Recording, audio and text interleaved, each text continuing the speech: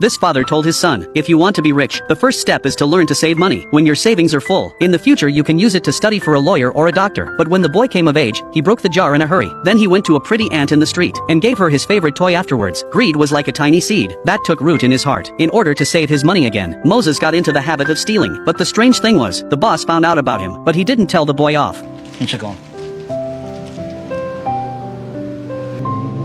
Moses prepared a chocolate cake. He asked his father if he knew what day it was, but his father scolded him for spending money. He left him a belated blessing. He fled the house in a panic. Moses was used to his father's indifference. As a son, Moses was used to it. A starlet came to town to shoot a movie. The streets were crowded with people. Mr. Abraham was in awe of the red sports car. If he'd been in the movies when he was young, maybe he'd be driving a sports car now. Maybe even have a starlet girlfriend. And then the starlet came into the store. She wanted to buy a bottle of mineral water. Mr. Abel asked for 5 francs. Je savais pas que l'eau était si rare ici.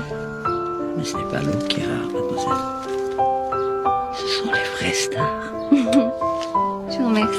The old man was very clever. With a few words, he sells the water at a high price. And that's how he did it. Moses was impressed and said, "You've got guts." The man told him, "I've got to make back the money you stole from the cans." And when it all came out, Moses wanted to find a hole in the ground. But Abraham called him back. Moses bowed his head in shame. He confessed why he stole. Abraham taught him a smarter way to save money. This is an ordinary box of canned cat food. It tastes just like human canned meat. I'm sure your dad won't be able to tell, but don't eat it. This expiring bread is hard, but warm it up in the oven. It's okay to eat it again. Don't throw away the tea bags when you're done. You can still brew it after drying it in the sun. Mix some bad wine into the bottle every day, so you don't have to buy dad new wine. After taking Abraham's advice, Moses served his dad a canned cat as if it were a meatloaf. The father took a wary sniff. He didn't notice anything unusual. Put it in his mouth and chewed it. It tasted really good. He sliced off a piece and asked his son to try it. Moses lied and said he wasn't hungry. Why did he tease his father? Because he washed and cooked for him every day. But his father always looked at him the wrong way. Moses was a bit cold after his bath. He wanted to open the curtains to let the sunshine in, but dad ordered him to close them. The UV rays would yellow his book collection. In this guy's eyes, books were more important than his son's health. What hurt Moses the most was that this dad always says his brother is better than him. He doesn't wander around every day like Moses, and he inherited his love of books. But the reality is that mom gave birth to Moses not long after she left home with his brother. He never knew what it was like to have a mother's love. And what's worse, even his father didn't like him. Moses' aggression has left him unable to express his love. He had a crush on the girl downstairs who threw hula hoops. In order to get her attention, Moses always poured a glass of water on her. Anyone in his right mind would know that's not a good way to get a girl's attention. Mr. Abraham noticed